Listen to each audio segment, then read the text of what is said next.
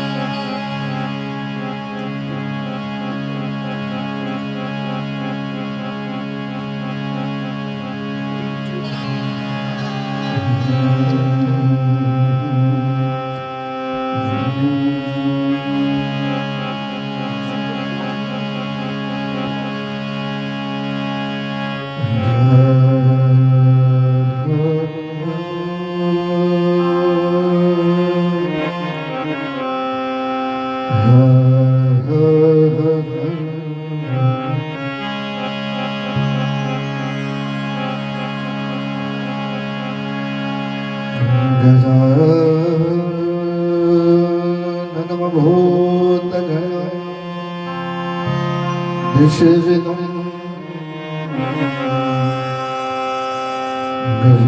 गवीतजम्बो भलचारु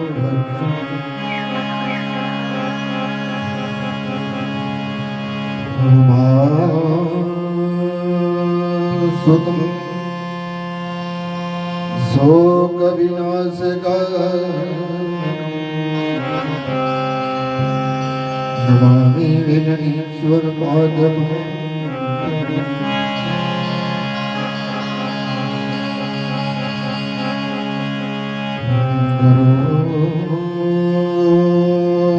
ब्रह्म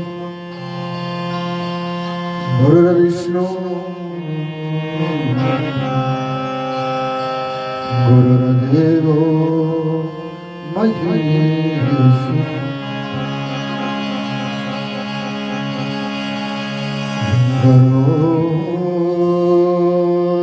साक्षात् परब्रह्म तस्मै श्री गुरवे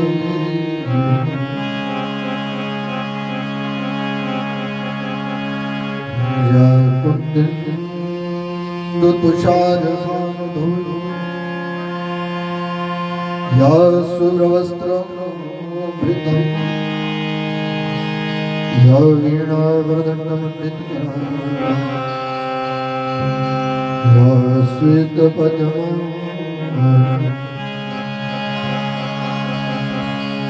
या ब्रह्माच्युतशङ्कर प्रभृति देवै सदा वन्दिता सा मा पातु सरस्वती भगवती निशेषजा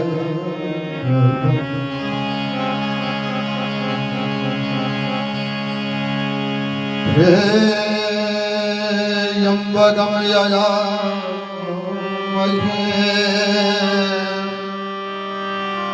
सुगन्धिं पुष्टिवर्धनम् उर्वारुकमिव वन्दनामि मृत्युर्मुक्षी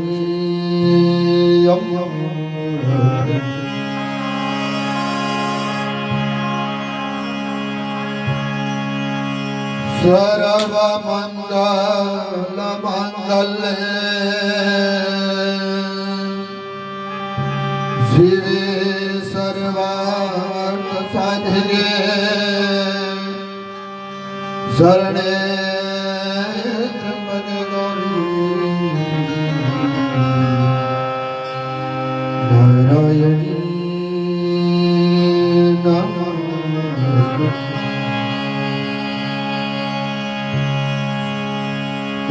दीक्षणमदण्डाय महाकल्पन्तं नन्वा भैरव नमस्तुभ्यं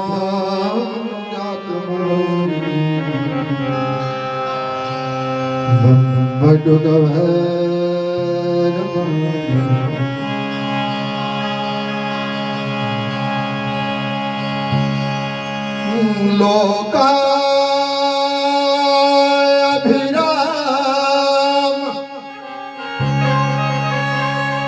विरंजनी धीरो राजीव नेत्र रघुवंश कारुण्य रूपम करुणा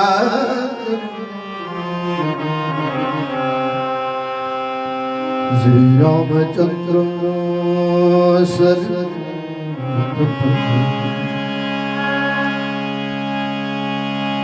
मानो स्वभावरुतुल्य जदिन्द्रिय बुद्धि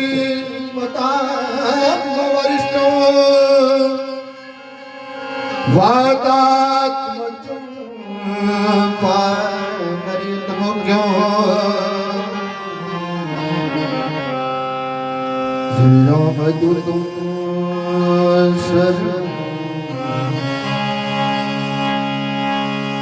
आए हनुमान जी विराजिए दीजिए कथा कथा जिसे सुनकर हो जाएंगे भव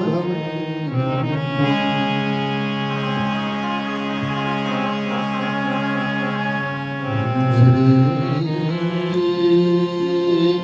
गणेश श्री गुरु भगवती सरस्वती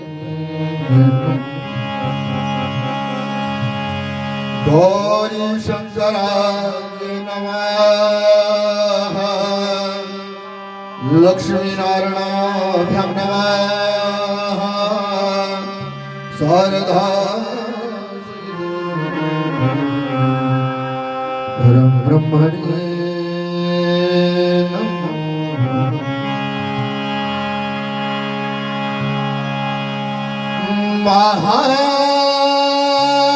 महाकाली महालक्ष्मी महासरस्वती नमः काली मनसा दुर्गा चंडी कामाख्या नैनादेवी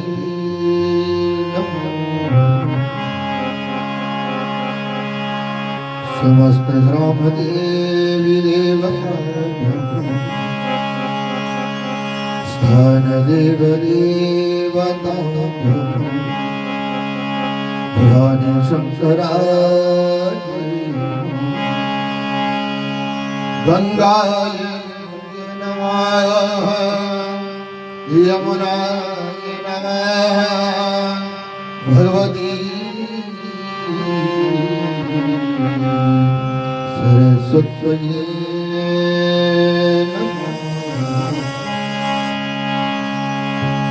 राधे कृष्ण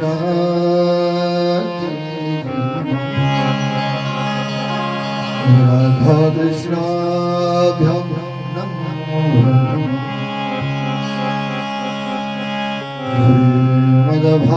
श्रीमद्भागवत महापुराणाय नमो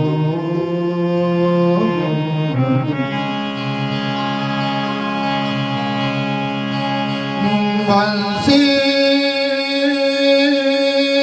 विभूषित करारणवनि धावा भीतामृत दृष्टा भोणिन्दु सुंदर मुखात्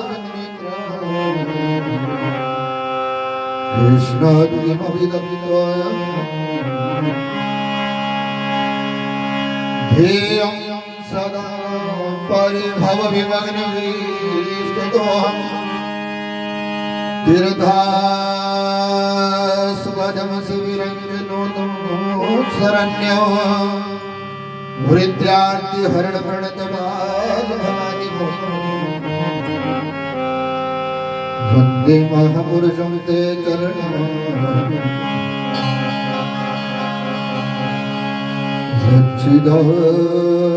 सच्चिदानन्दरूपाय विश्वात्मपत्न्यादि हेतवे तापत्रय विनाशाय श्रीकृष्णाय राधाकृष्णाय राधाकृष्णाभ्यां वन्दे श्रीमद्भागवत महापुराणाय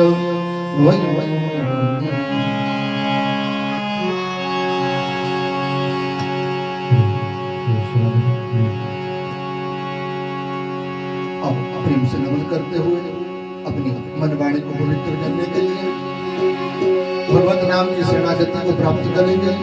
भगवत नाम का जाप करते हुए मिलकर के आज के इस पावन बेला में पावन स्थान पर कथा का अनुसरण करेंगे। हम सब मिलकर के बोलेंगे मेरे साथ क्या? जय जय राधा रमणी हरि बोल, जय जय राधा रमणी हरि बोल।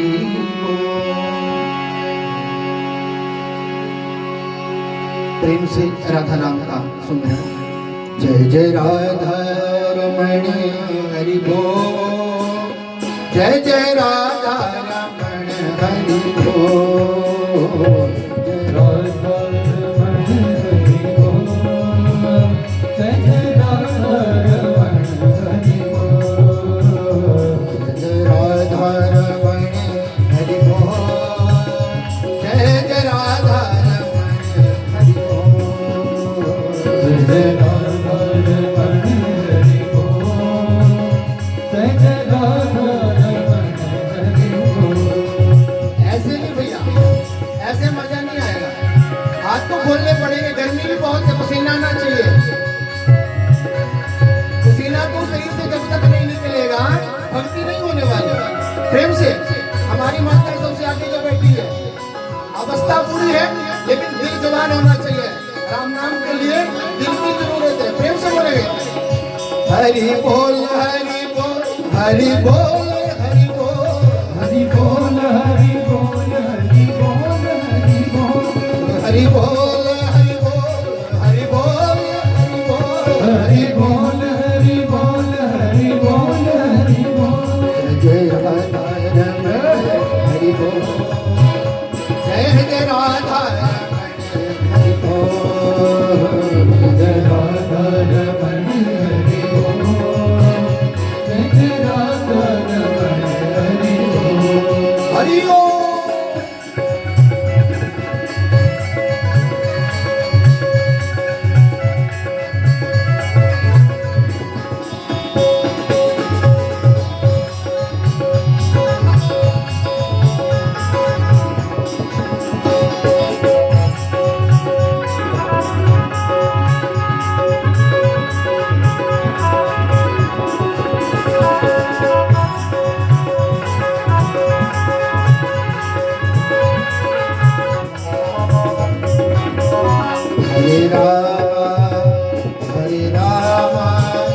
राम राम हरे हरे हरे राम राम राम हरे कृष्णा कृष्ण कृष्ण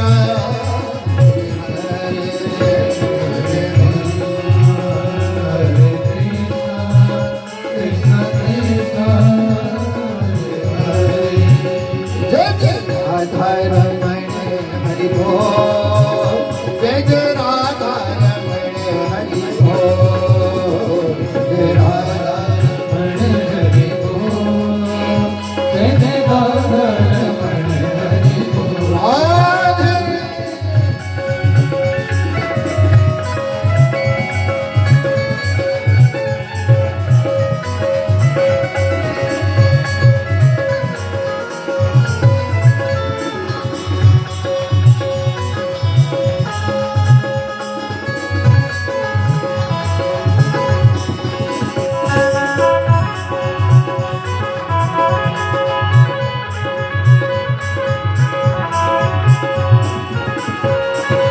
गोविंद जय जय गोपाल जय जय गोविंद जय जय गोपाल जय जय गोविंद जय जय गोपाल जय जय गोविंद जय जय गोपाल जय जय राधा रमण हरि गोविंद जय जय राधा रमण हरि गोविंद जय राधा रमण हरि गोविंद जय राधा रमण हरि गोविंद जय जय राधा रमण हरि बोल जय राधा रमण हरि बोल जय राधा रमण हरि बोल जय राधा रमण प्रेम से जय जय राधा राधा जय जय राधा राधा जय जय राधा राधा जय जय राधा राधा जय जय राधा राधा जय जय राधा राधा जय जय राधा राधा जय जय राधा राधा जय राधा राधा जय राधा राधा जय राधा राधा जय जय राधा राधा जय राधा राधा जय जय राधा राधा जय जय राधा राधा जय जय राधा राधा जय राधा रमण हरि बोल जय जय राधा रमण हरि बोल जय जय राधा रमण हरि बोल जय जय राधा रमण हरि बोल जय जय राधा रमण हरि बोल जय जय राधा रमण हरि बोल जय जय राधा रमण हरि बोल जय जय राधा रमण हरि बोल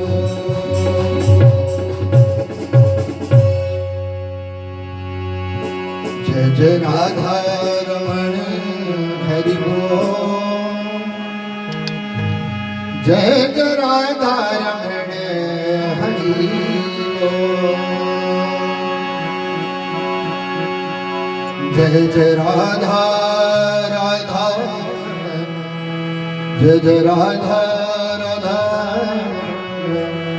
जय जय राधा राधा हरि बोल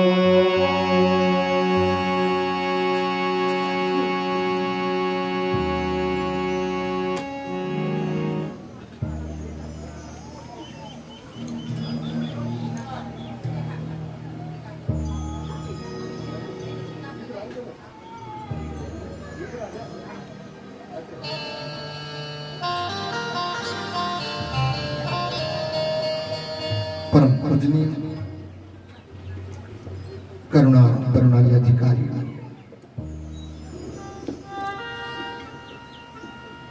श्री सच्चिदानंद बांगमय मूर्ति राष्ट्रीय राधा रानी सरकार के श्री चरणों में मेरा इस व्यासपीठ से कोटि कोटि वंदन। आह्वान करता हूं सतगुरुदेव भगवान जी के लिए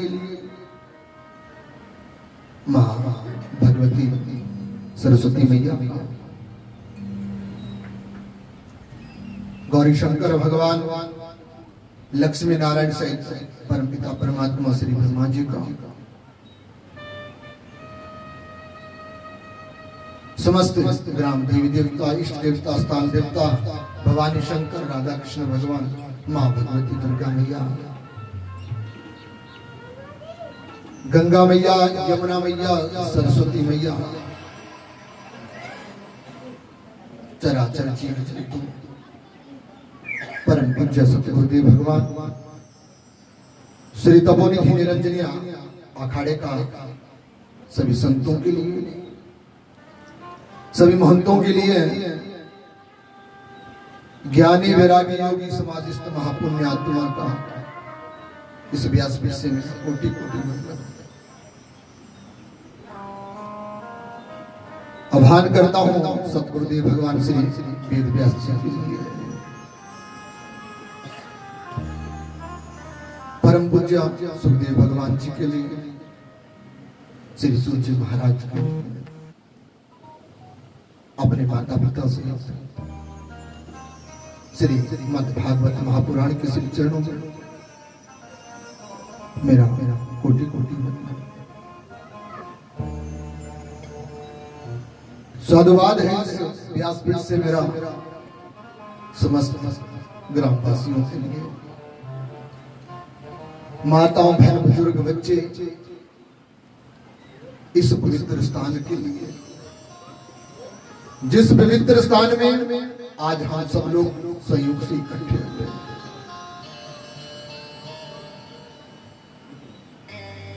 राधा रानी की असीम कृपा और हम सब लोगों का सहयोग एक पुण्य पर्व के अनुसार, जैसा साल में एक पर्व आता है ना, वैसे ही भगवत इच्छा से सत्संग करने का मौका मानव को मिलता है। तो हम सब लोगों को भी सत्संग रूपी जो ये दीपावली आज से प्रारंभ हो रही है, हम सब के लिए पुण्यदायक बने। आप सब लोगों को व्यासपीठ से हमारा काफी ज्यादा साधुवाद रहता है। इस पवित्र स्थान पर जितने भी ग्राम देवता, इष्ट देवता, स्थान देवता है, उनका आह्वान करूंगा, आए और इस यज्ञ मंडप में अपना अपना स्थान ग्रहण करें। इस यज्ञ में किसी भी प्रकार का विघ्न न पड़े, ऐसी मेरी प्रार्थना रहेगी। लाला जी की असीम कृपा, मेरे कन्हैया का बरस रहा ये प्रेम सभी भक्तों के लिए उत्सुकता प्रदान कर करके आयोजन करता। जिनका मेरे पास नाम आया है उनका भी नाम ग्रहण करूंगा व्यासपीठ से, और जिनका नहीं आया है उनके लिए भी मेरा इस व्यासपीठ से काफी ज्यादा साधुवाद है। भगवान ठाकुरद्वारे में भक्त सेवा करते हुए इस व्यासपीठ से श्री रमेश रतन शर्मा जी, जयलाल शर्मा जी, रमेश चंद शर्मा जी, दीनानाथ बोटी जी, धर्मपाल शर्मा जी, कर्म सिंह ठाकुर, रामानंद शर्मा जी, लालमन शास्त्री जी, मनोहर लाल कालिया जी, हंसराज सोनी, सुखदेव जी, अन्य जो भी जितने भक्त प्रेमी हैं उनका मेरा इस व्यासपीठ से साधुवाद रहेगा। भगवत सेवा में लगे रहें, अपने जीवन को कृतार्थ करें। हम सब मिलकर के इस यज्ञ को पवित्र बनाने के लिए राधाशरण तो ग्रहण कर ही चुके हैं, लेकिन आज की कथा में हम सब लोग प्रेम से इकट्ठे होते हैं। लेकिन सबसे पहले इस कथा को सुनने से पहले आप सब लोगों को आगाज कर देता हूँ। मेरी हाथ जोड़ करके करवत प्रार्थना कि भागवत का नियम होता है, उस नियम को अपनाएं। भगवत शरणागति अगर प्राप्त करनी है तो प्रथम नियम है, और नियम के विरुद्ध कार्य करेंगे तो आपके लिए भी अच्छा नहीं रहेगा और हमारे लिए भी दुखप्रद नहीं होगा। सबसे पहले इस कलयुग में मानव जाति को हर अच्छे कामों से रोकने वाला है हमारा ये दुर्वास, जो हमारे पास ये टुनटुना रहता है ना 24 घंटे हाथ में, जो आपका मोबाइल फोन है। कृपया ध्यान रखें, व्यासपीठ में इस गद्दी के पास आने से पहले ही या तो इसे बंद कर दे या साइलेंट कर दे। सबसे पहली प्रार्थना रहेगी मेरी। और दूसरे, जब इस व्यासपीठ में पहुंच ही गए हैं, अपने जीवन को आनंदमय बनाने के लिए आप तैयार हो ही गए हैं, तो फिर भगवत शरणागति के लिए भगवान जी तो दोनों बाजुएं कर करके खड़े हैं। लेकिन आपका ध्यान अगर कहीं इधर उधर भटक गया तो मिली हुई भक्ति भी दूर चली जाएगी। इसलिए मन, कर्म और वचन से अपने मन को भागवत जी के पास ही लगाना है, ये मेरी दूसरी प्रार्थना। और तीसरा, छोटे छोटे बच्चे सबके हैं शरणागति, लेकिन कृपया शांत बैठा करके रखें तो आनंद रहेगा। अनुशासन बनाए, आप ही लोगों का कल्याण, आप ही लोगों की मर्जी है। तो हरि इच्छा के अनुसार, सभी भक्त प्रेमियों के अनुसार ये श्रीमद् भागवत कथा का आयोजन घोड़ी मतुल्ली के इस पवित्र ठाकुर द्वारे में किया जा रहा है। हम सब लोग आनंद लें, इससे साथ आओ मिल करके भगवत शरणागति महात्म्य में प्रवेश करते हैं। तो जीवन का उद्धार कैसे होता है, सबसे पहले हमें ये सीखना है। जीवन का उद्धार कैसे होता है? जीवन जन्म ले लेता है, जन्म लेने के बाद मानव की मृत्यु हो जाती है, लेकिन बीच का जो मानव का फासला होता है वो कैसे बनता और बिगड़ता है, पहले हमें इसके बारे में जानना है। तो जीवन एक रेत का समुद्र है, जीवन एक रेत का समुद्र है। कैसा? देखने में तो लगता है बहता समुद्र, जल बहा रहा है, लेकिन जब मानव पास में पहुंचता है ना उस जल के, तो क्या लगता है? गर्मी से उबलता हुआ वो तेज रेत जो मानव के कोमल पांव को जला देता है।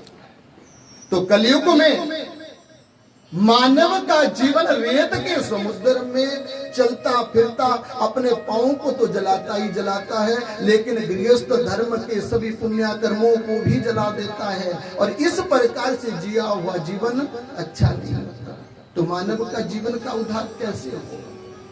बड़ी सुंदर कथा भागवत जी में श्री वेद व्यास जी किसको श्रवण कराते हैं? श्री वेद व्यास जी ये कथा सर्वप्रथम गणेश भगवान जी को श्रवण कराते हैं,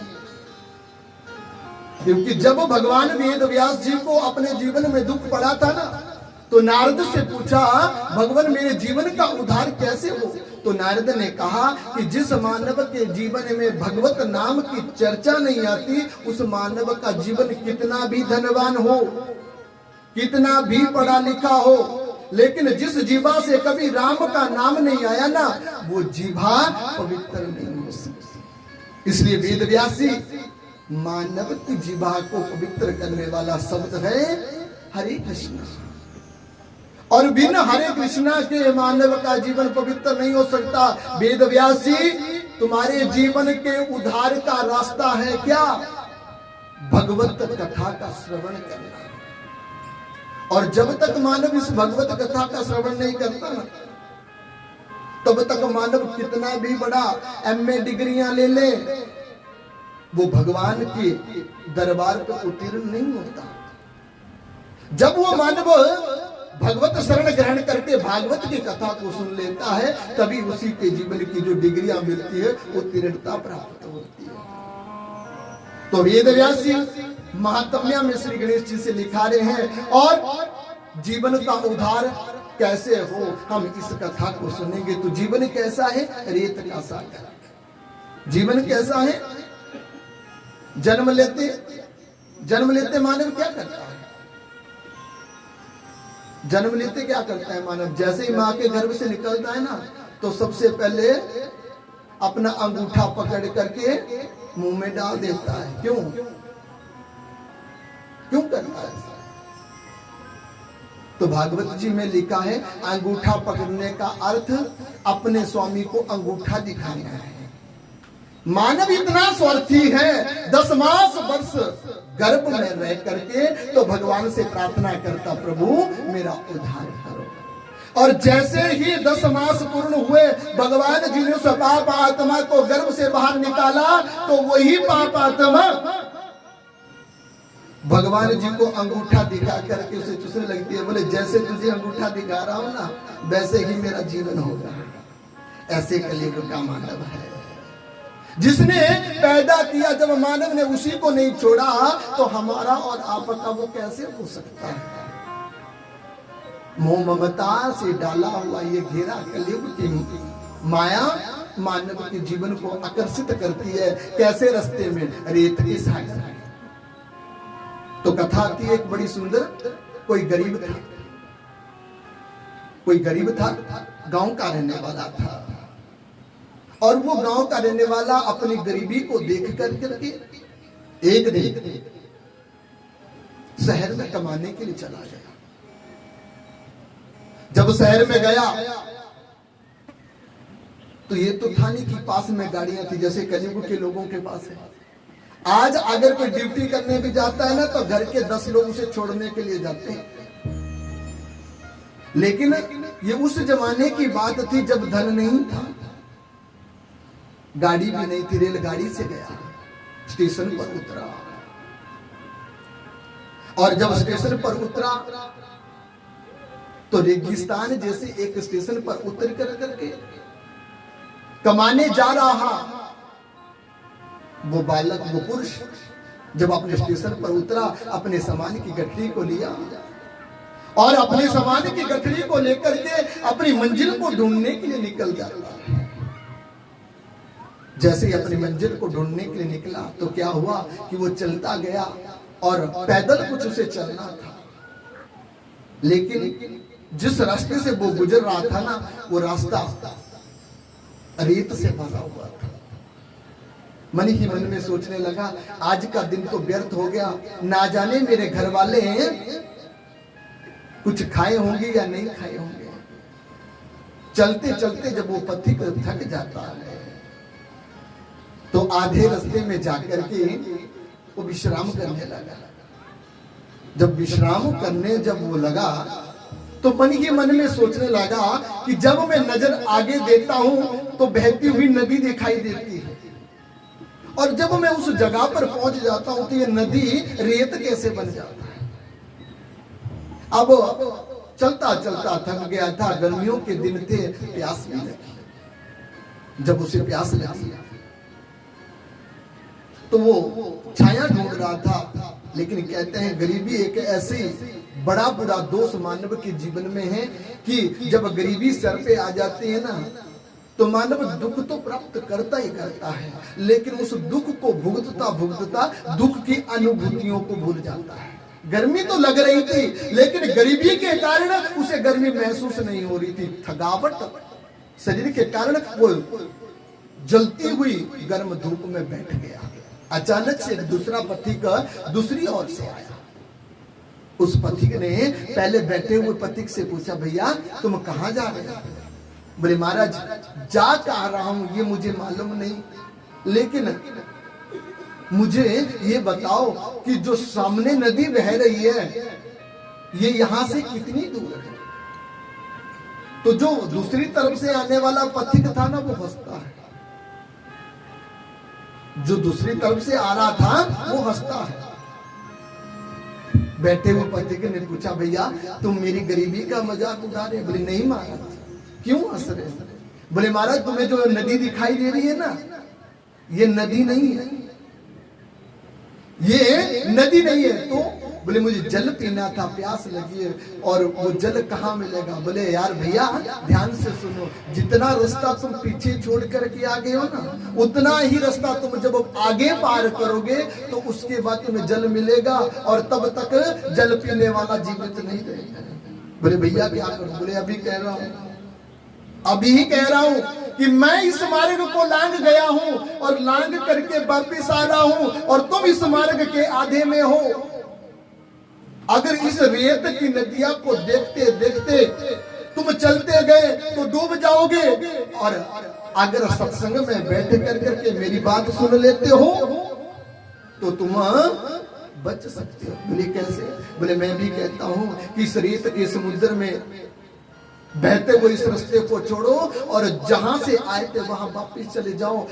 बोले मेरे गरीबी का क्या होगा? बोले जीवन में भगवान ने किसी को गरीब नहीं भेजा, भगवान ने किसी को गरीब नहीं भेजा, लेकिन मानव अपने कर्मों के अनुसार अमीरी और गरीबी को प्राप्त करता है। इसलिए पथिक भाई मैं तुझसे कह रहा हूं, इस रेत के समुद्र में मत जा और वापिस स्टेशन पे जाकर के हरि नाम का गुणगान कर। तेरे रेत के जीवन में हरियाली आ जाएगी और तेरा भव से उद्धार हो जाएगा।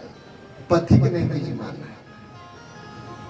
जो गरीबी से बेहाल था, उसने जब ये बात नहीं मानी तो उसने मन ही मन में सोचा लोग ऐसा ही कहते हैं, मुझे तो उस पार जाना है और पैसा कमा करके अपने परिवार को पालना है। जब वो पथिक चलता गया, दोपहर का 12 बज गए थे, दूसरे पथिक से भी बात हो गई, लेकिन जब नहीं माना तो वो पथिक फिर आगे चलने लगा।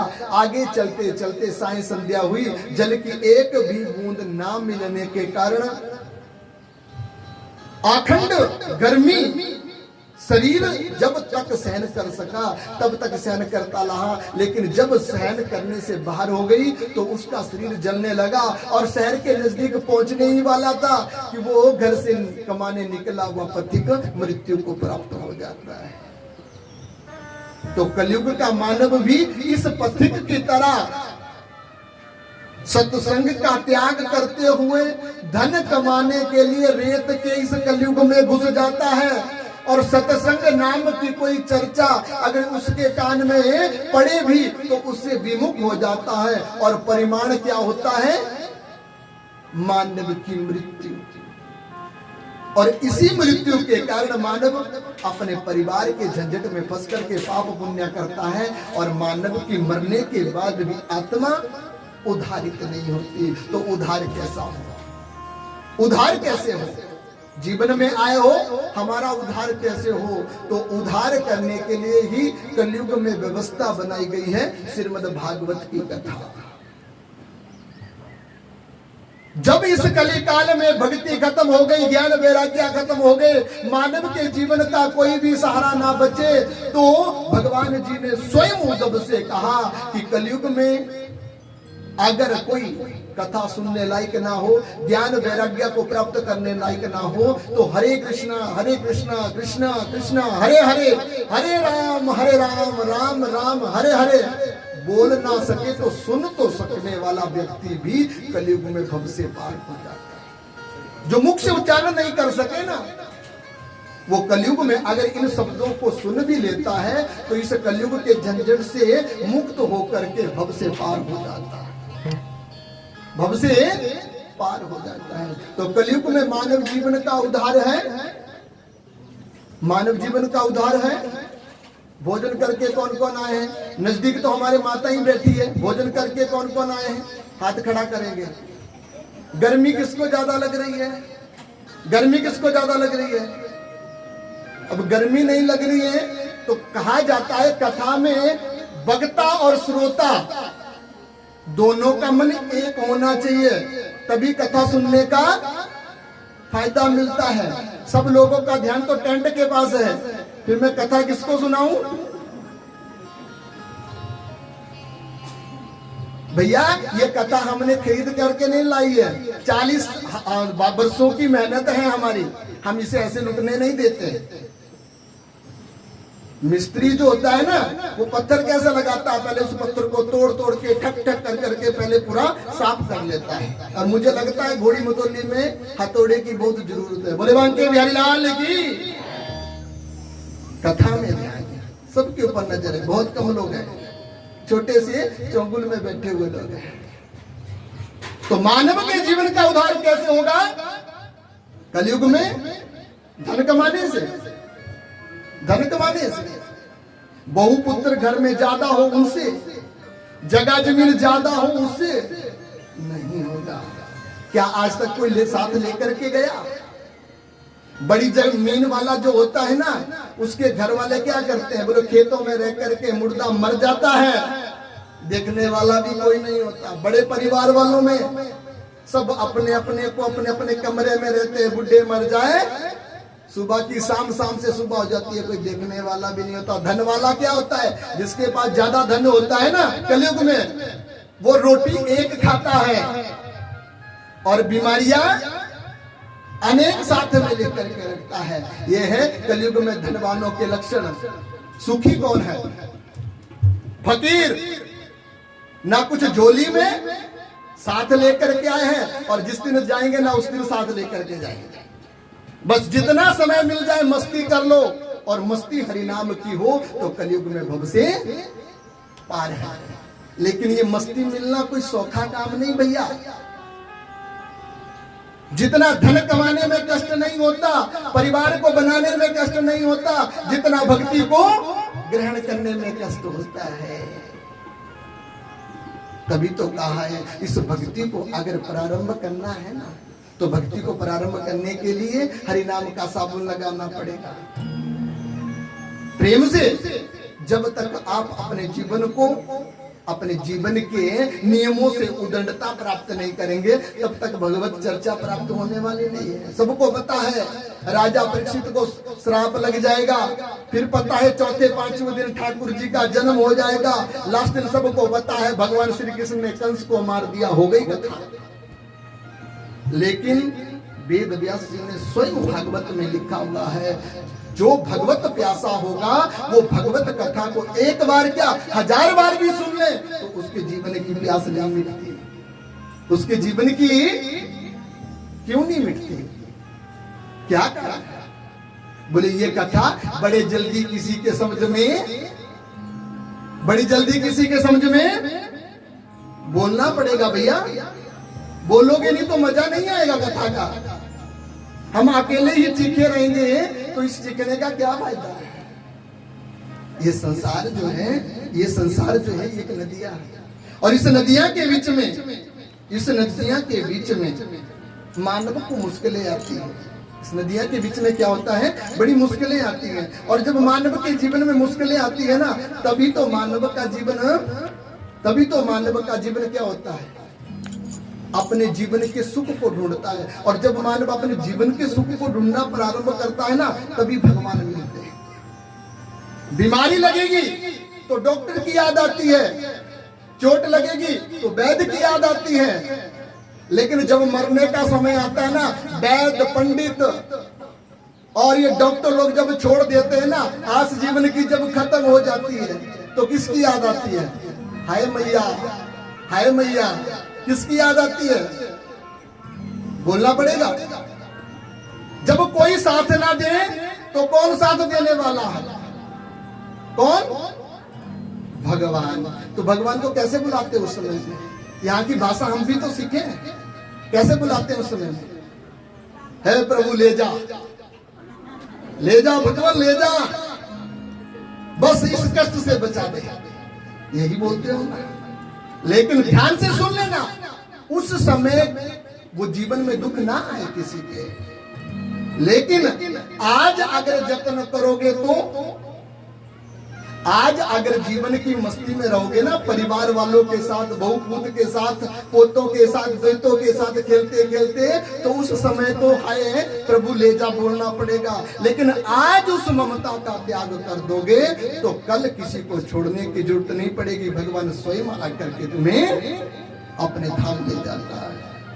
मानव अपने जीवन में इन चीजों को नहीं सोचता, मानव इन चीजों को नहीं सोचता। और अगर मानव इन चीजों को सोचे तो मानव फकीर बन जाता है। संन्यास लेने के लिए किसी चीज की जरूरत नहीं पड़ती। संन्यास लेने के लिए कोई लंबे बालों की, सुंदर वस्त्रों की, बड़े बड़े कंठे लटकाने की जरूरत नहीं। संन्यास तो गृहस्थ में भी हो सकता है। ये तो यथा ही सभी हंसे। अगर तुम अपने को प्रदर्शन करोगे तो दूसरे को उजाला दे सकते हो। अगर तुम अपने को उत्तेजित नहीं कर सकते तो आप दूसरे को भी अंधेरे में रखोगे। संन्यास का मतलब है सम्यक इति न्यासः। संन्यास जो सबको समांतर रखे, जो सबको समांतर रखे, उसे कहा गया है संन्यास। और संन्यास मिलता कब है? चोला पहनने से नहीं मिलता। संन्यास कब मिलता है? जब मानव माँ को माँ समझे, पिताजी को पिताजी समझे, बहन को बहन समझे, भाई को भाई समझे, गौओं की सेवा हो, बड़ों लोगों की सेवा हो, अपने में छोटे बड़े का प्रेम हो, जब ये समांतर दिल हमारा एक जैसा हो जाएगा तो हम सन्यासी हो जाते हैं। लेकिन जीवन में कपट भरा हो, जीवन में धन कमाने की इच्छा हो, जीवन में सुंदरता पाने की इच्छा हो, और फिर चोला पहनकर अगर मानव घूमता भी है तो वो सन्यासी नहीं, ढोंगी है। और अगर सम्यक रूप से सन्यास लेना है तो प्रेम। बड़े सुंदर स्वभाव में कबीरदास जी ने एक पंक्ति लिखी है, कबीरदास जी ने एक पंक्ति लिखी है, लेकिन बोलूंगा तभी जब आप लोग साथ देंगे। सभी ठाकुर जी के पास समक्ष बैठे हैं और ठाकुर द्वारे में ही बैठे हैं। मैं नहीं कहूंगा कि एक किसी को, मैं सबको कहूंगा ये कसम खा लो कि जब हम कथा सुनने के लिए आए तो प्रभु हमारा मन अपनी ओर आकर्षित करके रखना। लेकिन जब मन माया के जालों में फंसा रहेगा ना तो भगवत कथा सुनने का कोई भी फायदा नहीं होता। तो वेद व्यास जी गणेश भगवान जी के साथ बैठे हुए, और इधर कलयुग का समय आ गया है, और कलयुग का समय देख करके सोनक इत्यादि ऋषि नैमिषारण्य के पुण्य धाम मरण बैठ कर करके कलयुग के व्यवहार को देख रहे हैं। कलयुग का लोग कैसा है, कलयुग का लोग कैसा है, बोले अपने लिए ही जीना चाहता है। कलयुग का लोग कैसा है, वो अपने लिए ही जीना चाहता है। और इस व्यवहार को देख कर करके उन संतों को बड़ी चिंता हुई, और जब संतों की चिंता हुई तो सब संत कलयुग से व्यवहार से बचने के लिए प्रयागराज का स्नान करते हुए नैमिषारण्य नामक तीर्थ पर इकट्ठे हो जाते हैं। बोले नैमिषारण्य धाम की। जब नैमिषारण्य धाम में इकट्ठे हुए तो कलयुग का व्यवहार के लिए उसके दोष गुणों को देख करके मन में सोचने लगे, बोले कलयुग के मानवों का क्या होगा, कलयुग के मानवों का क्या होगा।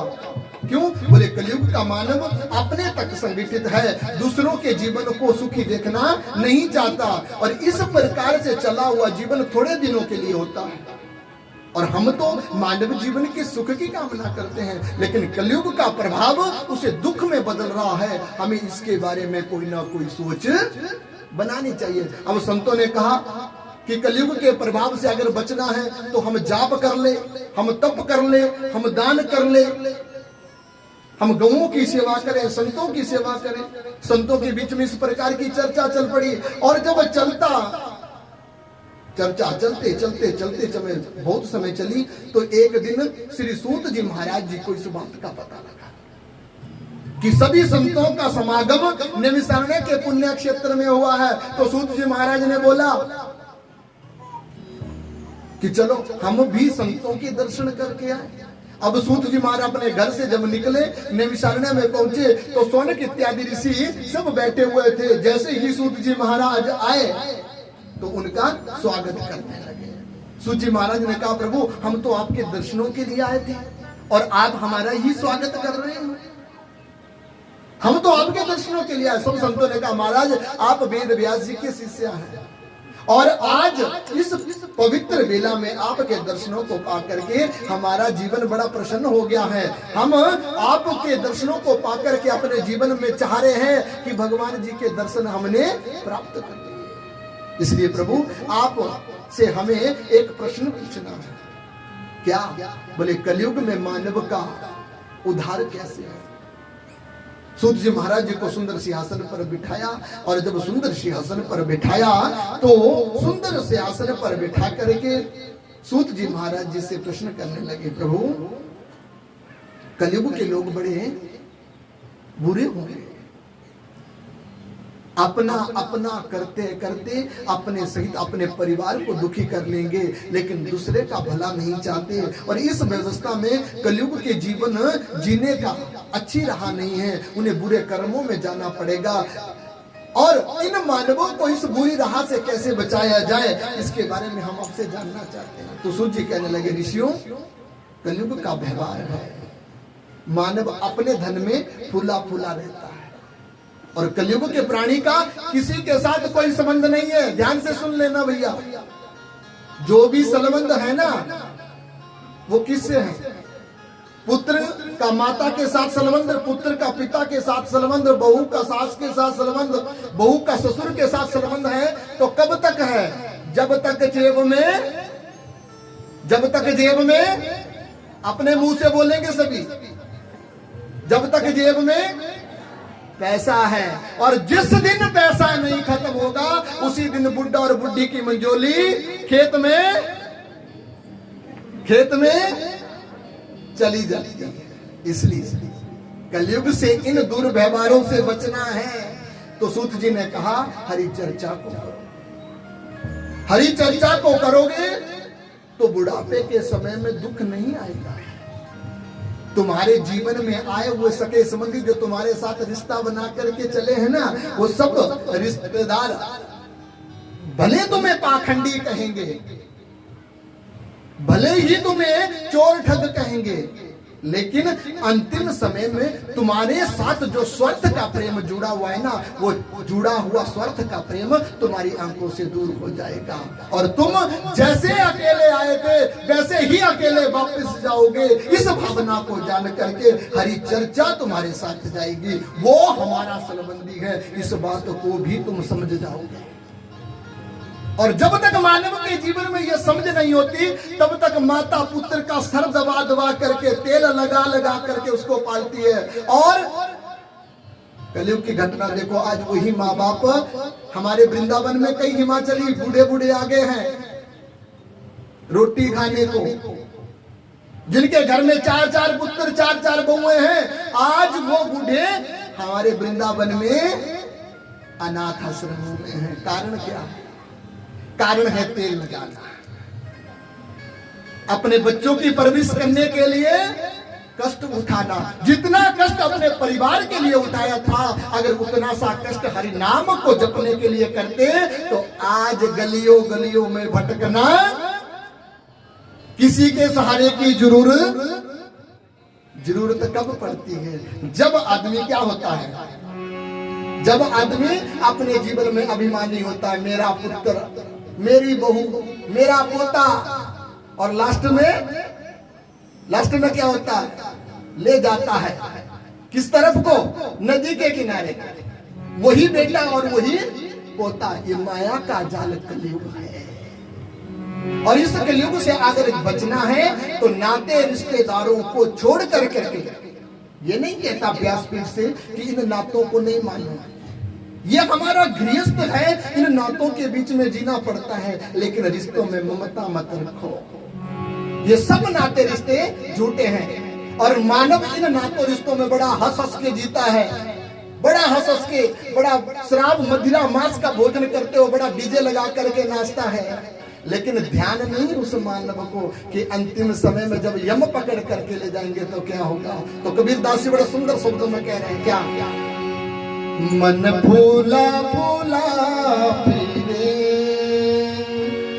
मन फूला फूला फिरे, जगत में कैसा नाता रे, जगत में कैसा नाता। मन फूला फूला, मन फूला फूला, जगत में कैसा नाता रे, कैसा। मन फूला फूला फूला फिरे, मन फूला फूला फूला फिरे, जगत में कैसा नाता रे, जगत में कैसा नाता रे।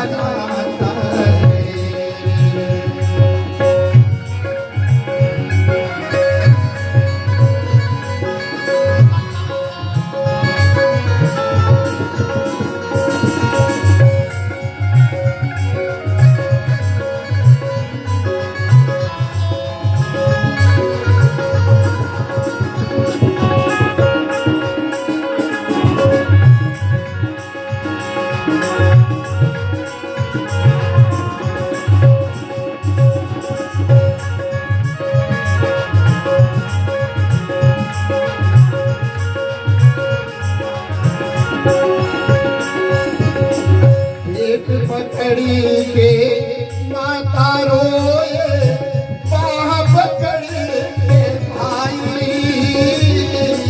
पेट पकड़ी के माता रोए, बहन पकड़ी के भाई,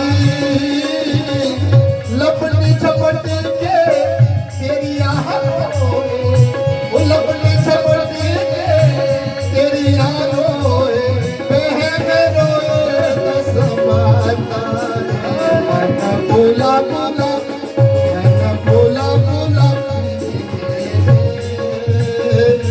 जगत में कैसा नाता रे, मन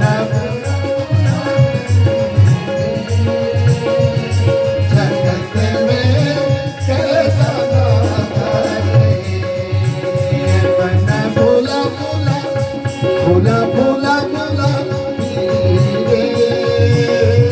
जगत में कैसा नाता रे। हरि बोल।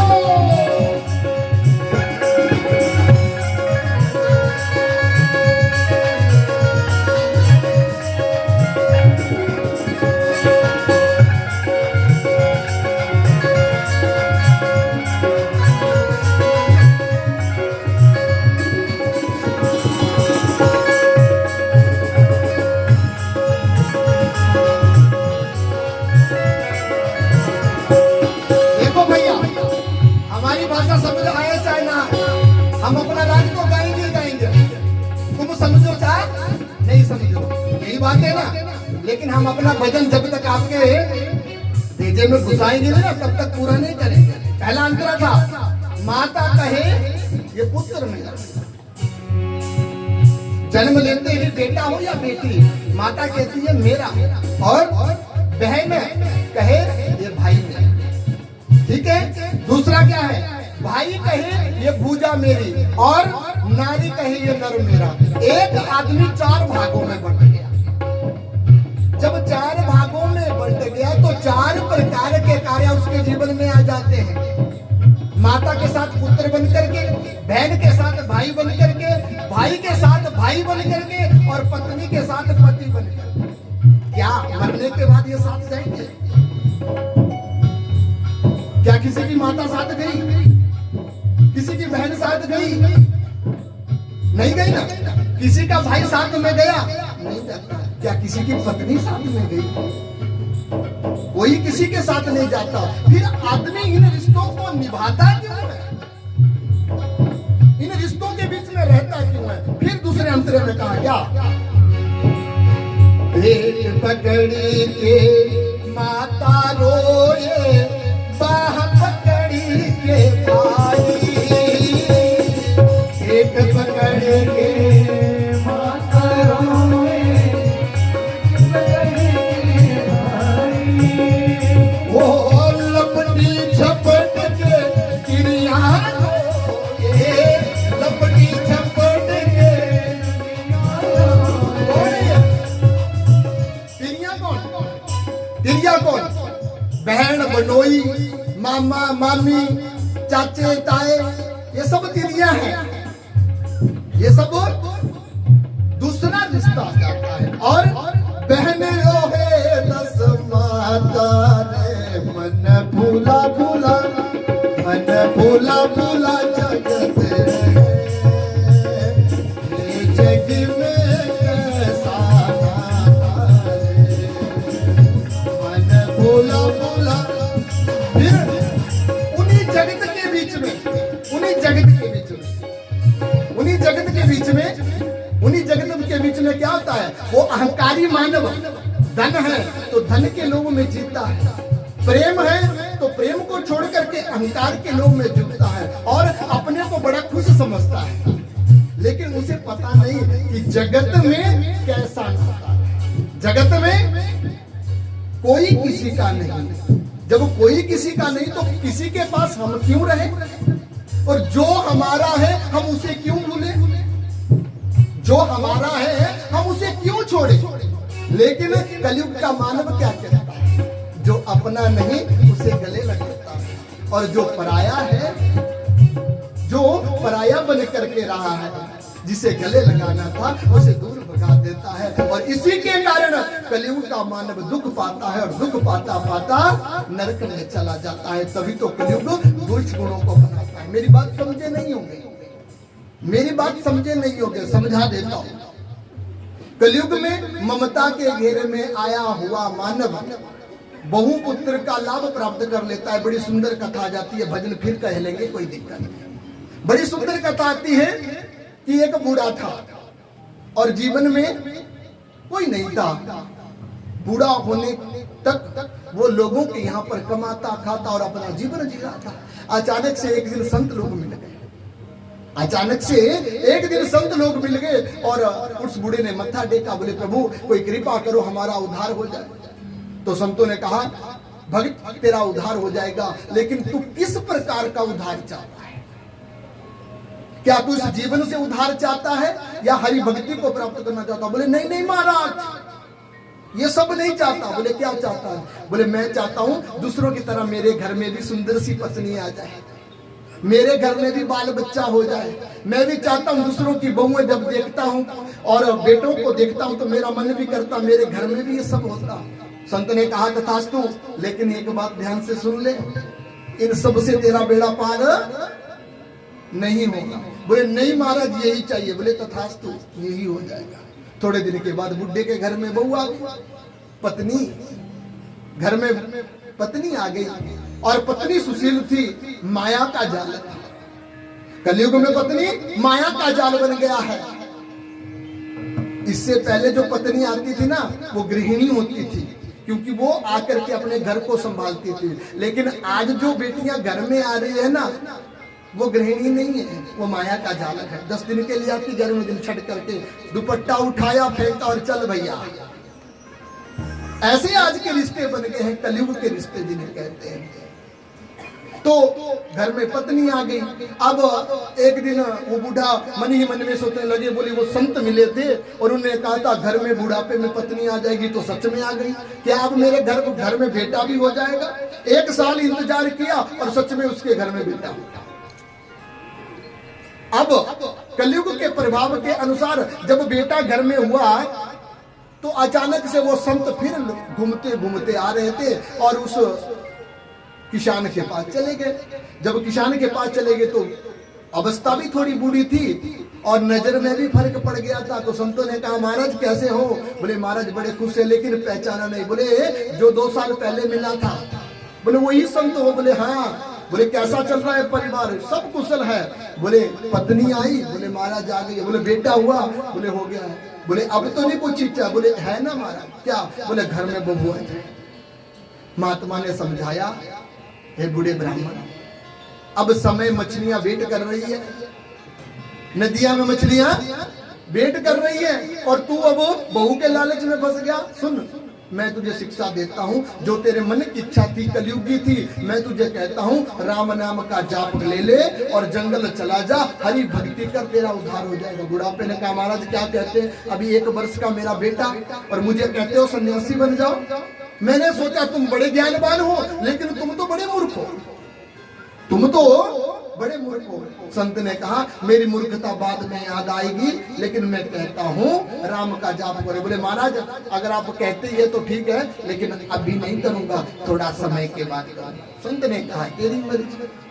अब महात्मा लोग अपने परिक्रमा के लिए निकल गए और इधर बूढ़ा ब्राह्मण अपने बेटे को बड़ा हुआ देख करके किसी ब्राह्मण की बेटी को घर ले आया और बहू के साथ अपने पुत्र को, सुंदर जोड़ी को देख करके बड़ा खुश होने लगा। खुश होते होते बहू ने भी गर्भ धारण कर लिया था और एक दिन पलंग पर मृत्यु अवस्था को वो किसान पहुंच गया था और खूंटी में 2 बैल बंधे पड़े थे। बहू चलने फिरने लायक नहीं थी, लेकिन आवाज दी बहू मेरे बैल भूखे हैं, इनको घास डाल दे। तो बहू ने कहा मेरा 3रा महीना चढ़ गया है, ये बुढ़ा मरता भी नहीं जो मुझे घास देने के लिए बोल रहा है। और अचानक से क्या हुआ कि उस ब्राह्मण के कानों में वो शब्द बहू के पड़ जाते हैं।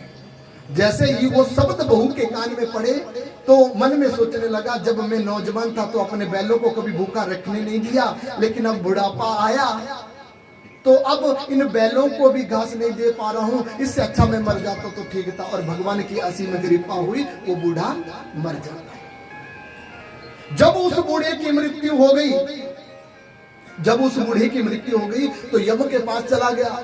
अब इधर परिवार बना चला था और बूढ़ा यमलोक पहुंच गया। यमलोक पहुंच कर करके चित्रगुप्त ने कुंडली निकाली, बोले महाराज जीवन में कोई अच्छा काम नहीं, अंतिम समय में भी इच्छा से इसका जीवन भरा पड़ा था। तो यम ने कहा महाराज अंतिम इसकी इच्छा क्या थी? बोले मेरे बैल भूखे मर गए, ये इसने अंतिम शब्द कहा था। तो यमराज जी ने कहा, बोले शास्त्रों में प्रमाणित है कि जीवन की इच्छाओं को लेते लेते मरते समय तक की जो इच्छा होती है ना, अगर वो इच्छा साथ चली जाए तो मानव अगले जन्म में उसी इच्छा के अनुसार जन्म लेता है। अगले जन्म में गरुड़ पुराण में लिखा है, मरते समय जो इच्छा हो ना, उसी इच्छा के अनुसार अगले जन्म में वो जन्म लेता है। तो बूढ़े की इच्छा थी मेरे बैल भूखे थे। यम ने कहा, बोले जिस घर में इसके बैल भूखे थे ना, उसी घर में ये बैल बन करके जन्म ले ले।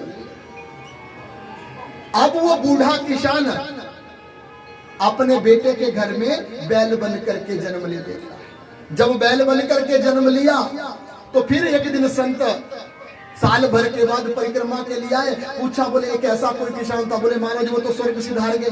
बोले अच्छा। जब घर के पास से निकले तो घर के पास में पशुओं को बाहर बांधने का एक स्थान बनाते हैं ना हम सब लोग, उसी जगह पर क्या देखा कि एक खूंटे में वो ब्राह्मण बंधा पड़ा।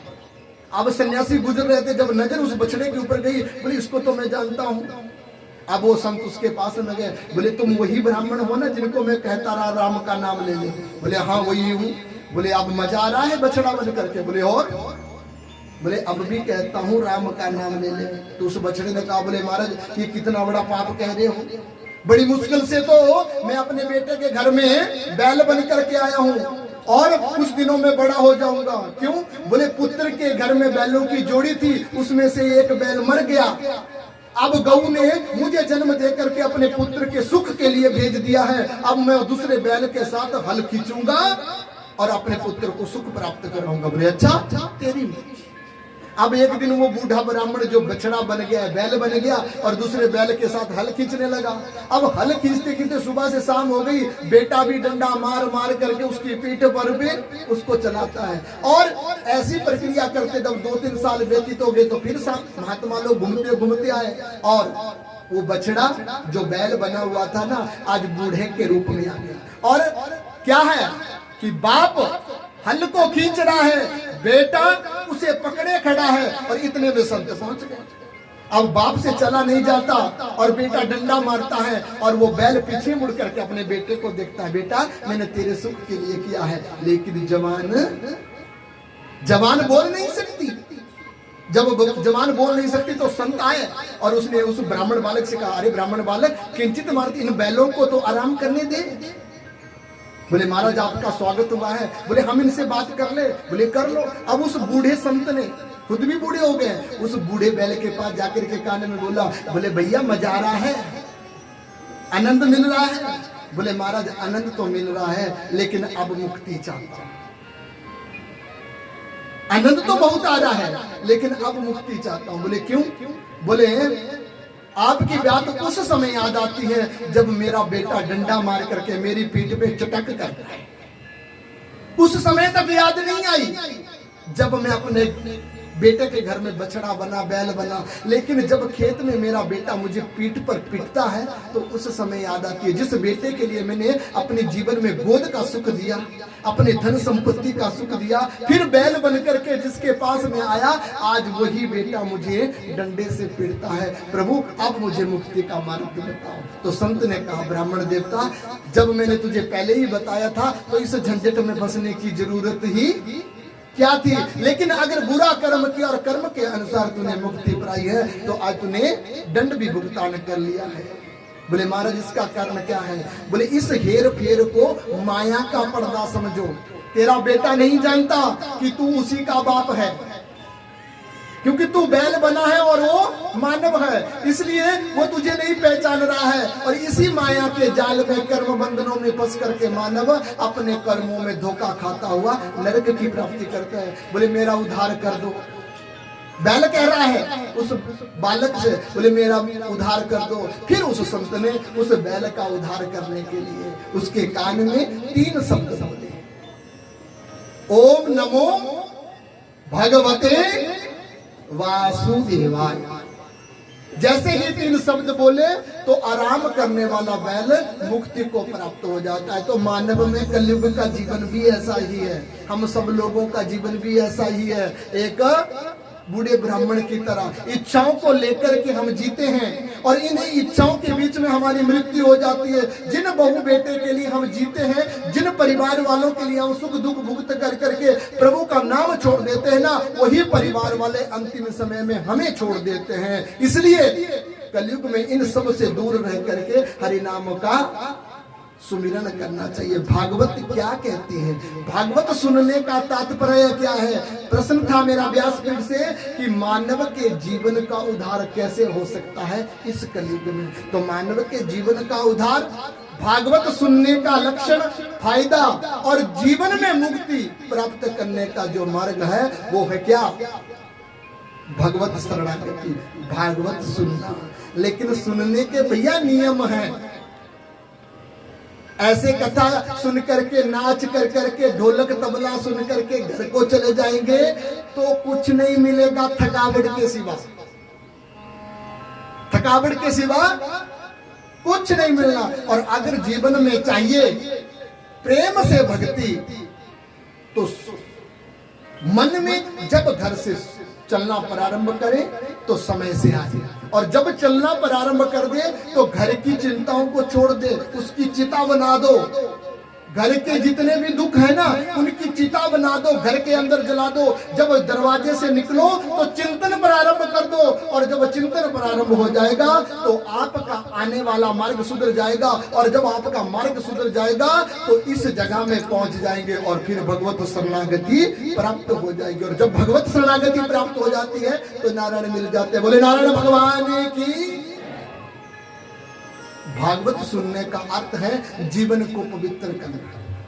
भागवत सुनने का अर्थ है, देखो भैया, नींद लेकर के अगर तुम कथा सुनोगे तो हमारा मन कथा सुनाने का नहीं होता। नींद किस किस को आ रही है? झूठ नहीं बोलना हमारे सामने। नींद किस किस को आ रही है?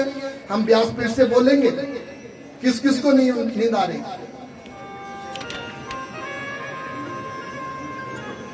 देखो भैया, चर्चा करने के लिए तो सबकी जबानें चल पड़ी। चर्चा करने के लिए तो सबकी जबानें चल पड़ी। अगर प्रभु नाम के लिए बोलूंगा तो फिर एक दूसरे का मुंह देखते हैं, है ना। जीवन का उद्धार इस तरीके से नहीं होता। भक्ति के जीवन में कंकड़ पत्थर सब आते हैं, पार कौन लगता है? बोले जो इनको देखता ही नहीं।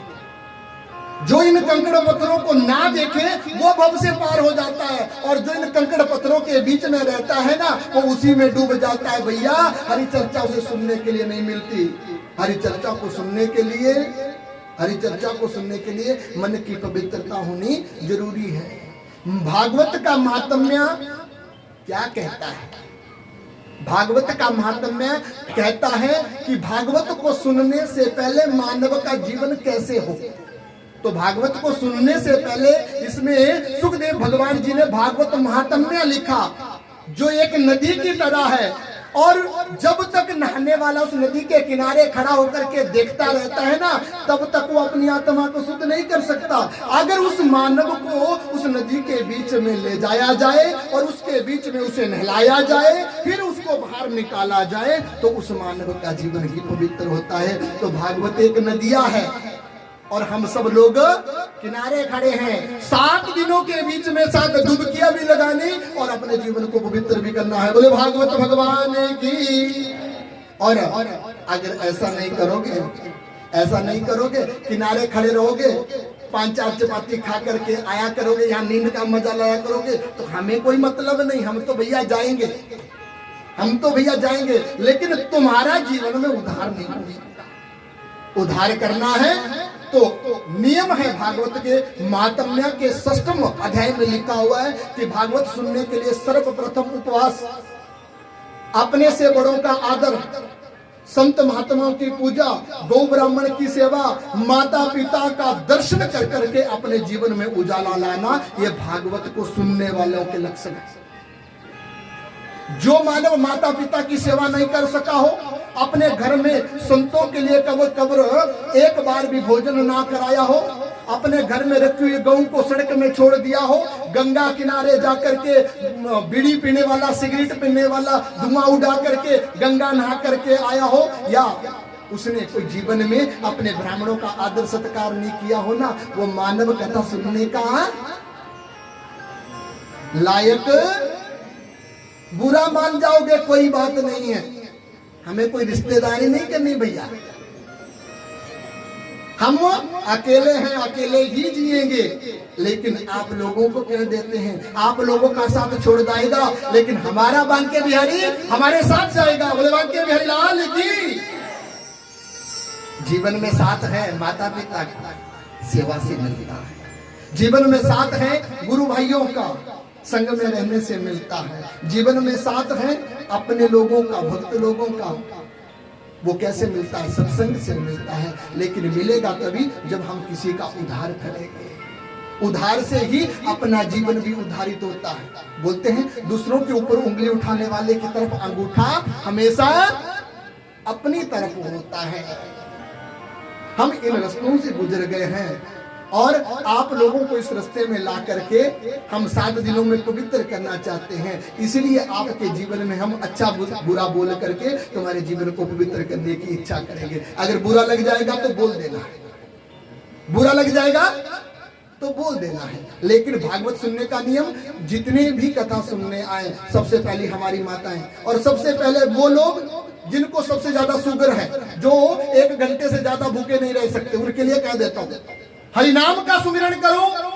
हरे कृष्णा कृष्णा कृष्णा हरे हरे, हरे राम राम राम हरे हरे। और उपवास करते हुए 7 दिन में ठाकुर जी की सेवा करो, आपके जीवन में शुगर नहीं रहेगा। दूसरी बात, जिनका जीवन चलने फिरने लायक नहीं है, वो समय थोड़ा जल्दी चल करके, समय थोड़ा जल्दी घर से निकल करके भूखे नंगे पांव घर से चल करके कथा के पास आओ। तीसरे, जितने भी ब्राह्मण देवता संत लोग आए उनका आदर सत्कार करो, अपने से बड़ों का आदर सत्कार करो। और नित्य प्रति इस कथा का अगर फल लेना है तो अपने घर में अगर बुजुर्ग माता पिता हैं उनके चरणों को छू करके आओ और उनको भगवत नाम का प्रसाद ग्रहण करो। फिर आपको जीवन में भागवत सुनने का फल प्राप्त होगा। जिस मानव ने कभी अपने माता पिता के दर्शन नहीं पाए, अगर वो गंगा नहा करके आया भी तो उसका फायदा क्या मिलेगा? घर में लिखा गया है कि मानव के जीवन का सबसे बड़ा तीर्थ है माता।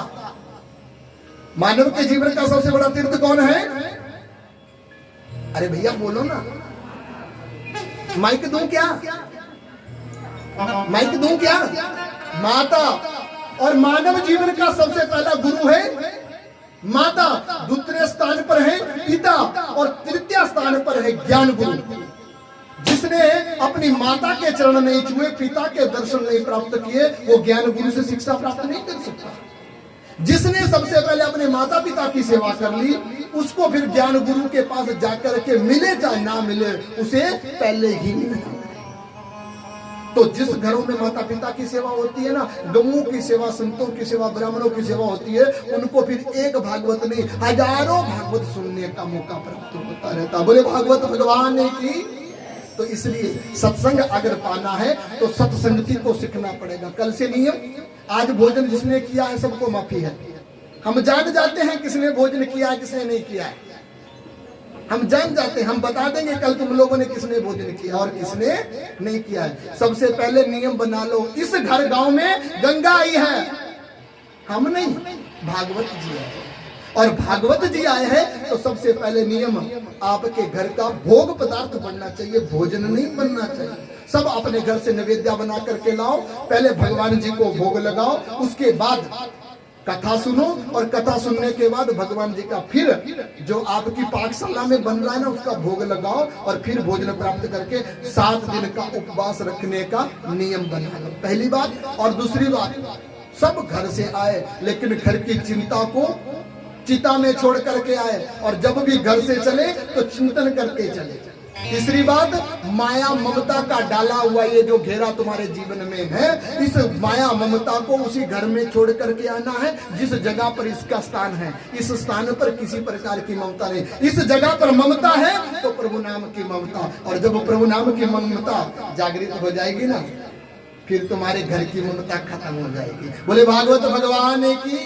तो आज की कथा तो हम यहीं पर विश्राम करें।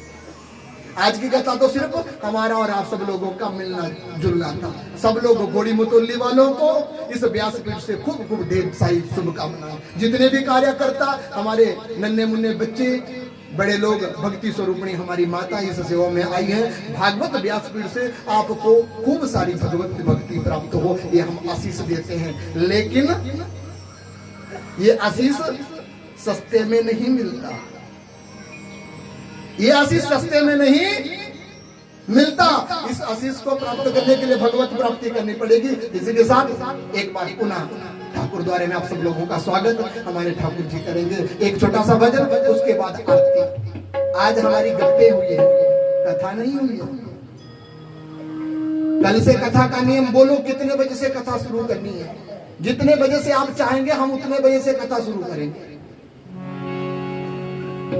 सब लोगों का आदेश जितने बजे से होगा उतने बजे से ही हम कथा का नियम बताएंगे।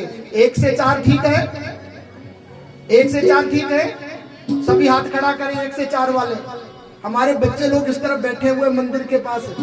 भैया मंदिर की चौखट के साथ पीठ लगा करके नहीं बैठना, हमारे पास आओ, गोदी में बैठो हमारी, हमें सब अच्छा लगेगा। वहां मूर्ति के पास बैठ करके माता साथ देने वाली नहीं, पंडाल के बीच में आकर के बैठो, यह हमारा आदेश है। दूर दूर रह करके दूर रह जाओगे। हम जिस रास्ते से आए उसी रास्ते से मिलने वालों को कुछ नहीं मिलता। जो हमारी डगर के पास नहीं, चाहे तो नजदीक आओ, मन चाहे तो। और अगर खाली झोली लेकर के खाली ही जाना है तो तुम्हारी मर्जी। बोले बांके बिहारी लाल की। तो कल से कथा ठीक 1 बजे से लेकर के 4 बजे के बीच में। कथा का नियम बता दूं, प्रातः भगवान जी की उठने की जो आरती है ठीक 5 बजे से लेकर के 6 बजे के बीच में। और हमारा जो इसका मूल पाठ भागवत जी का है 6 से लेकर के 8 बजे के बीच में। 8 बजे से भगवान जी की श्रृंगार आरती प्रारंभ हो जाती है और 10 बजे तक। 10 बजे के बाद आप लोग भी विश्राम करें और भागवत जी को भी विश्राम दें। ठीक कथा 1 से लेकर के 4 बजे तक। और नित्याप्रति रात को भगवत नाम का कीर्तन है। भगवत नाम का कीर्तन है। भैया क्षमा करना, हम तो बीमार आदमी हैं, हम तो नहीं आ सकते, लेकिन हमारे नन्हे मुन्ने बच्चे बहुत सुंदर सुंदर गाने वाले आप लोगों के बीच में हैं। ठीक है, तो नित्याप्रति आरती कितने बजे से शुरू करनी है? 8 से लेकर के 10 बजे तक। 8 से लेकर के 10 बजे तक आप आरती के लिए भी आए। समय का विशेष ध्यान रखें। 7 दिनों का बड़ा पर्व है। जीवन में सत्संग भी मिले और थकावट भी ना हो, इसलिए 8 से 10 बजे तक कीर्तन करें और अपने जीवन में आनंद लेते रहें और हरि चर्चा को सुनते रहें, अपने जीवन का उद्धार करें। बोले भगवत भगवान की। तो एक बार कहेंगे क्या? सत्संग वो गंगा है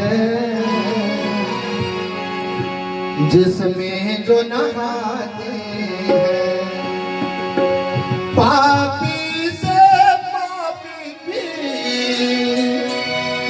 पावन बन जाते हैं। सत्संग वो गंगा है जिसमें जो नहाते हैं। सत्संग वो गंगा है जिसमें जो नहाते हैं। सत्संग वो गंगा है जिसमें जो नहाते हैं। सत्संग वो गंगा है जिसमें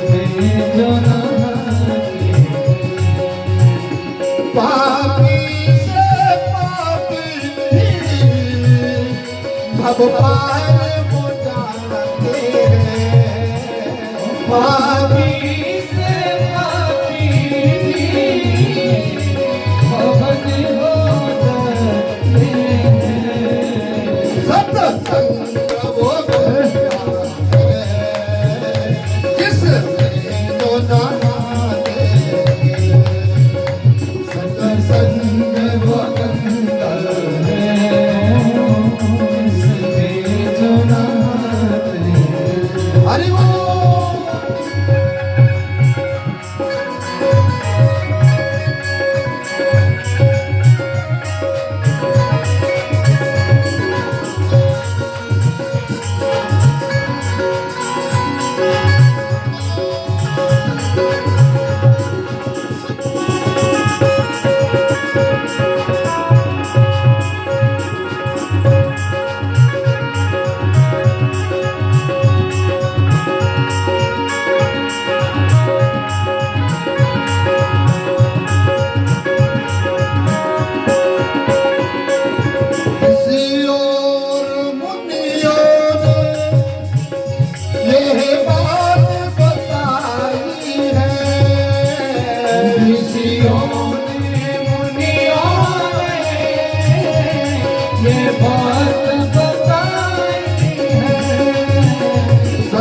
सत्संग ही जीवन है, सत्संग भगवान है।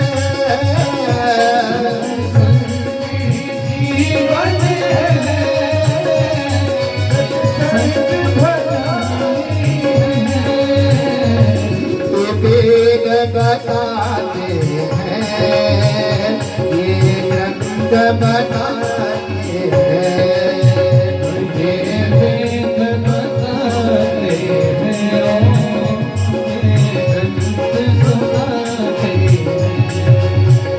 पापी से पापी भी पावन बन जाते हैं।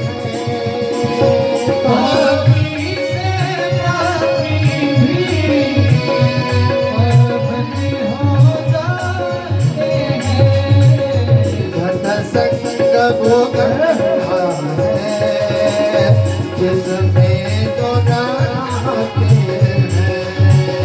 सत्संग वो गंगा है इसमें जो नहाते हैं। हरि बोल।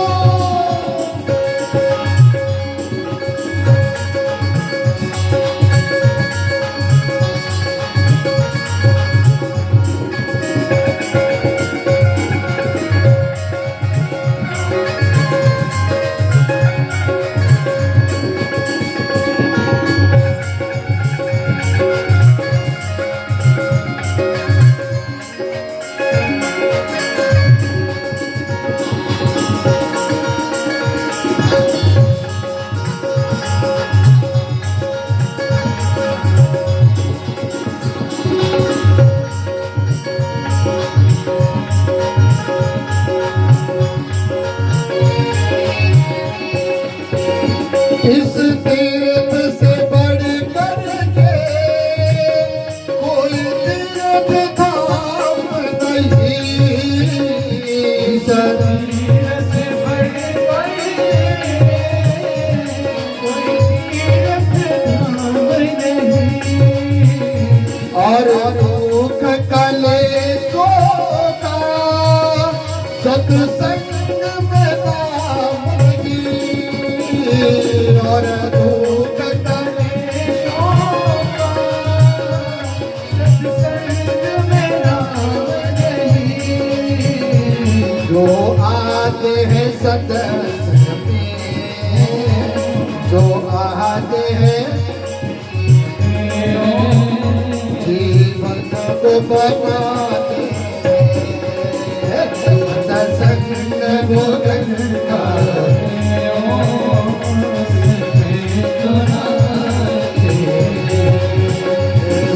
सत्संग वो गंगा है जिसमें जो नहाते हैं। सत्संग वो गंगा है इसमें जो नहाते हैं।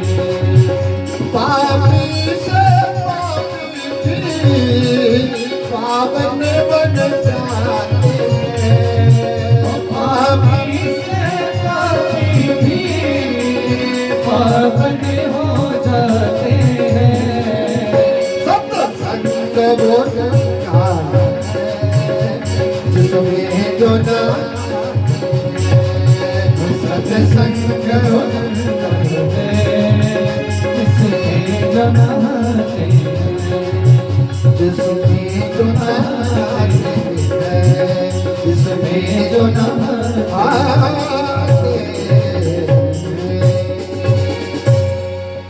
बोले भागवत भगवान की जय। क्या है?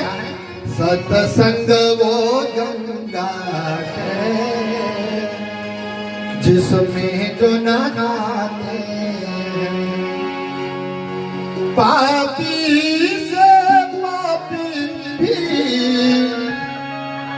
भव पार हो जाते हैं। सत्संग वो गंगा है जिसमें जो नहाते हैं। पूरे भागवत भगवान की जय। तो भैया सत्संग में आकर के जो एक बार बैठ जाता है ना, वो कितना भी बड़ा पापी क्यों ना हो, पब से पार लग जाते हैं। इसलिए अपने जीवन में कोई नहीं कहता मैं पापी हूँ, अपने जीवन में कोई नहीं कहता कि मैं पापी हूँ, लेकिन कलयुग में ये भी कह देता हूँ कि कोई पुण्यात्मा भी नहीं बैठी है, कोई पुण्यात्मा भी नहीं बैठी होगी। इसलिए हम सब पापी हैं, 7 दिन मान करके चलेंगे और भगवत नाम सत्संग की गंगा में अपने जीवन का उद्धार करने के लिए, अपने जीवन का उद्धार करने के लिए इस कथा को सुनेंगे तो हमारे जीवन का उद्धार होगा। और इसी इच्छा के अनुसार हम समय का विशेष ध्यान रखेंगे। बोले भागवत भगवान की। तो अब सब अपने अपने स्थान पर खड़े हो जाएंगे और मिलकर के भागवत जी की आरती और समय का विशेष ध्यान रखें। दूसरा मेरा विशेष प्रार्थना रहेगी, इस व्यासपीठ का YouTube चैनल अगर लाइव आप देखना चाहते हैं स्वामी संगम भारती जी के नाम से सब्सक्राइब करें और लाइव भी इस कथा का जो टेलीकास्ट है आप सब लोग सुन सकते हैं। बोले भागवत भगवान की। हरिओम चंद्रमा मनसो जात चक्षयो सूर्यो